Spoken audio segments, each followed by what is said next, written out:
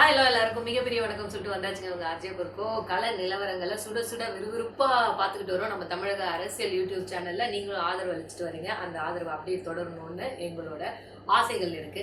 இன்னைக்கு நம்ம ஸ்டார் வேட்பாளர்கள் சொல்லக்கூடிய ஒரு சில தொகுதிகள்ல இன்னும் இழுபறியா, அதாவது இவங்களா அவங்களா அவங்களா இவங்களா அப்படின்ட்டு நமக்கே ஒரு கன்ஃபியூஷன்.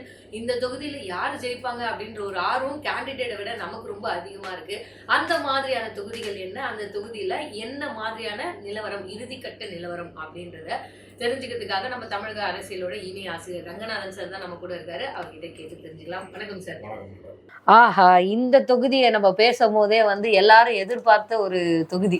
ஏன்னு கேட்டீங்கன்னா, உலகமே எதிர்பார்த்துக்கிட்டு இருக்க ஒரு தொகுதி. இங்க யாரா ஜெயிக்க போறாங்க அப்படின்னு சொல்லிட்டு சொல்லும் போதே எல்லாரும் தெரிஞ்சிருக்கோம்.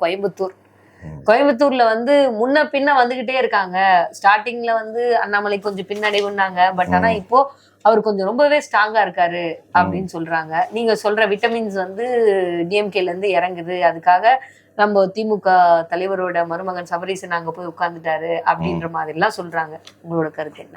அதாவது கோயம்புத்தூர் தொகுதியை பொறுத்தளவுக்கு மேடம், சிறைக்குள்ள இருக்க செந்தில் பாலாஜி எல்லா காய்நகரத்திலும் சிறைக்குள்ள இருந்துகிட்டே அங்க பண்ணிட்டு இருக்காரு. கரூர்ல இருந்து ஒரு 5000 பேர் டீம் போயிட்டு அங்க இறங்கி வேலை பார்த்துட்டு இருக்கிறாங்க திமுகவுக்காக. அதே மாதிரி அங்க கம்மால் இறங்கினதா சொல்றாங்க. அது எந்த அளவுக்கு சாத்தியம், எந்த அளவுக்கு போகுதுன்றது தெரியல. அதே மாதிரி அண்ணா திமுகவில் எஸ்பி வேலுமணி ஃபுல்லா இறங்கிட்டாரு. ஃபுல்லா இறங்கி வேட்பாளர் சிங்கஜி ராமச்சந்திரன் ஆரம்பிச்சு அவரும் களத்துல இறங்கிட்டாரு. இல்லை, அண்ணாமலையும் களத்துல இறங்கி வேலை பார்த்துட்டு இருக்காரு. அவருடைய பிரச்சாரங்களும் வித்தியாசமா இருக்குது. போயிட்டு ஒரு கட்சியில் உள்ள ஏழை சிறுமி வீட்டில் போயிட்டு சாப்பிட்றது, போறது வர்றது எல்லாமே இருக்கு. அண்ணாமலையை பொறுத்தளவுக்கு ஒரு தலைவர்.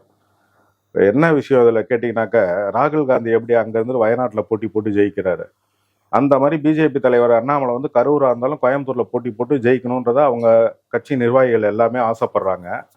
ஆனால் அங்கே உள்ள கள நிலவரம் கொஞ்சம் வேற மாதிரி இருக்கு. ஏன்னா திமுகவில் ஃபுல்லாக விட்டமினை இறக்குறாங்க. அதே மாதிரி அண்ணா திமுகவும் சலைச்சவங்க கிடையாது. எஸ்பி வேலுமணி 2 நோட்டு அடிச்சுட்டு இருக்காருன்னு கேள்விப்பட்டேன் எல்லாருக்குமே.